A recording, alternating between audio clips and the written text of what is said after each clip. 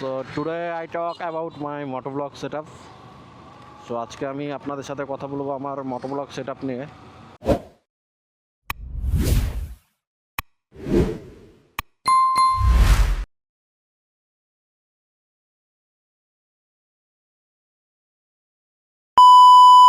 আসসালামু আলাইকুম viewers, welcome back to my new video. So সামনে সানোয়ার ভাই অপেক্ষা করছে, তারা রিসিভ করি দেন একটা প্লেসে যেয়ে দাঁড়াবো, দাঁড়িয়ে আপনাদের সাথে মোটোব্লগ সেটআপ নিয়ে আলোচনা করব। তো যাই সামনে, দেন সানোয়ার ভাইরে রিসিভ করি, সে সামনে অপেক্ষা করছে। সানোয়ার ভাই, আমরা মনপুরা পার্কের পাশ দিয়ে যে রাস্তা গেছে সে রাস্তা দিয়ে চলে যাচ্ছি সামনের দিকে। একটা ফাঁকা নিরিবিলি স্থান দেখে দাঁড়াবো। আসসালামু আলাইকুম। এই তো একটা সুন্দর নিরিবিলি জায়গায় চলে আসছি।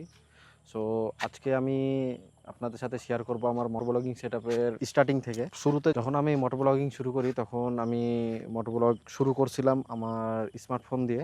তো স্মার্টফোনকে হেলমেটের সামনে মাউন্ট করার জন্য আমি ইউজ করতাম এই চিন মাউন্ট, এবং মোবাইল মাউন্ট করার জন্য এই মাউন্টটা ব্যবহার করতাম। এটার একটা বিশেষত্ব হলো এটা যে কোনো সাইজের মোবাইল এটাতে অ্যাটাচ করা যায় এবং অনেক ভালোভাবে টাইটভাবে ফিক্সড হয়। বাট আদার্স অনেক মাউন্ট পাওয়া যায় যেগুলো অতটাও ভালোভাবে মোবাইলকে গ্রিপ করতে পারে না।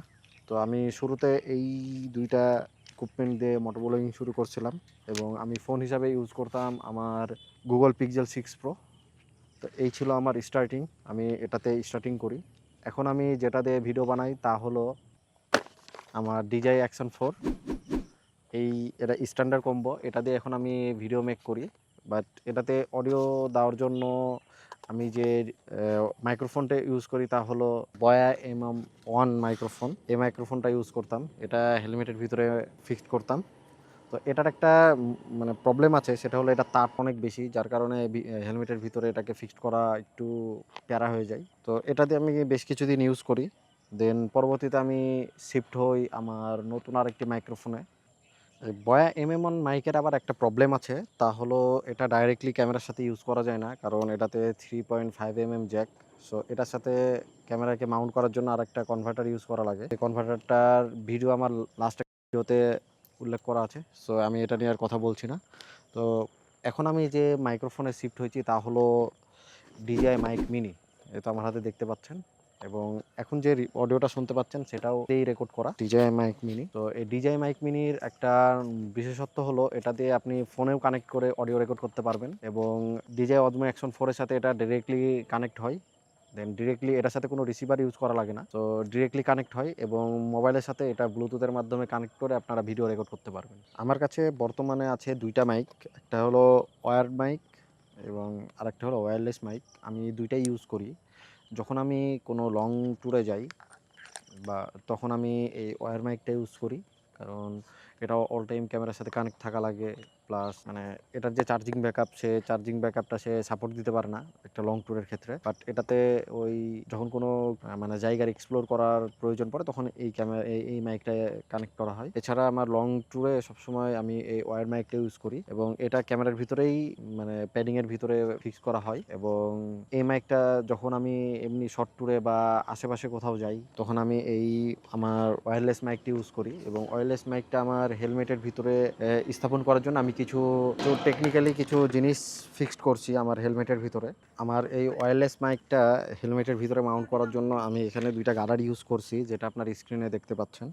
সো এই দুইটা গার্ডারে হয় আমি সাইডেও নিতে পারবো, অথবা আমি যদি চাই যে আমার এই চিনের সাথে নিব সেক্ষেত্রেও আমি এখানে নিতে পারবো। সো এই ছিল আমার হেলমেটের কিছু মডিফিকেশন এই ওয়্যারলেস মাইকটি ইউজ করার জন্য। এছাড়া যখন আমি ওয়্যার মাইক ইউজ করি তখন আমি এটা প্যাডিংয়ের ভিতরে ফিক্সড করি। তবে এখন নতুন একটা সিস্টেম করব, সামনের ট্যুরে ইনশাল্লাহ দেখতে পাবেন। সো ওয়্যার আর প্যাডিংয়ের ভিতরে নেওয়া লাগবে না। এবং আমি ক্যামেরাটাকে ফিক্সড করার জন্য সামনে একটা মাউন্ট ফিক্সড করছি। হ্যাঁ, আপনারা দেখতেই পাচ্ছেন। তো এটা আমি ফিক্সড করছি। এটা নেগেটিভ পজিটিভ 8 যেটা বলে ওটা দিয়ে এটা ফিক্সড করা হয়েছে একবারে পার্মানেন্টলি। দেন এটাতে আমি এখন ক্যামেরাটা ফিক্সড করি। তো এই ছিল আমার মোটোব্লগিং সেটআপ। সো এখন আমি বলবো প্রাইস। সো আমি শুরুতে যখন এই দুইটা ইকুইপমেন্ট পারচেস করি, এটা আমি ফেসবুক মার্কেট প্লেস থেকে নিয়েছিলাম। তো এটার দাম পড়ছিল 350 টাকা মতো। সো যারা মোবাইল দিয়ে ব্লগিং শুরু করবেন, সো তাদের জন্য আমি এটা সাজেস্ট করব। এবং মোবাইল মাউন্ট যেটা সেটা দেখে নেবেন এরকম সিস্টেম। সো এটা হলে কী হবে, আপনার মোবাইলটা আরও বেশি সেফটি থাকবে এবং এটাতে অনেক ভালোভাবে ফিক্সড করা যায়, আপনার মোবাইলের কোনো ড্যামেজ হবে না। এবং পরবর্তীতে আমি যখন ক্যামেরাতে শিফট করি, তখন আমার এই ক্যামেরার প্রাইসটা নিয়েছিল 28,500 টাকা এবং প্রোটেক্টিভ যে গ্লাস, সেই গ্লাস দিয়ে আমার এটা দাম পড়ছিল 29,000 টাকার মতো। তো এটা গেল ক্যামেরা। এরপরে আমি যখন এই ওয়্যারড মাইকটা আমি অনেক আগে নিয়েছিলাম। সো এই ওয়্যার মাইক প্লাস এই কনভার্টার, এই দুইটা মিলে প্রায় 1500 টাকার মতো পড়ছে আমার। এবং রিসেন্ট আমি এই DJI মাইক মিনিটা ইউজ করি। সো এটা আমি রিসেন্ট নিয়েছি, এটার দাম পড়ছিল আমার 5,200 টাকা মতো। তো এখন থেকে আমি এটা দিয়ে ভিডিওটা রেকর্ড করি এবং লংয়ের ক্ষেত্রে আমি ওয়্যার মাইকটা ইউজ করি। বাট মানে এমনি সচরাচর ওই শর্ট ভিডিও বা আদার্স ওগুলো নেই, সবগুলো আমি এখন এই DJI মাইক মিনি ব্যবহার করি। তো এই ছিল আমার টোটাল বাজেট। এটা আমার মানে আমি মোটোব্লগ বা ব্লগিং কিসের জন্য করি, এটা আমি নিয়ে এই সম্পর্কে আমি আরেকটা ভিডিওতে আলোচনা করব। সো আমার ভিডিওতে যে আমি বিরলগুলো ইউজ করি, তা আমার মোবাইল ফোন দিয়ে ভিডিও করা হয় বিরলগুলা। মোটোব্লগিং সেটআপের বা আমার ব্লগিং সেটআপের টোটাল ইকুইপমেন্ট বা গ্যাজেট আইটেম বলতে পারেন। তো এই ছিল আমার আজকের ভিডিও। সো এতক্ষণ যারা ভিডিওটা দেখছেন তাদেরকে অসংখ্য ধন্যবাদ। সো এই ছিল আজকের মতো ভিডিও। তো যদি ভিডিওটিতে আপনারা উপকৃত হন, তাহলে অবশ্যই চ্যানেলটি সাবস্ক্রাইব করে দিবেন। আর যেহেতু এতক্ষণ ভিডিওটা দেখছেন, আশা করি ভিডিওটা অনেক ভালো লাগছে আপনাদের। সো চ্যানেলটা সাবস্ক্রাইব করে দিবেন।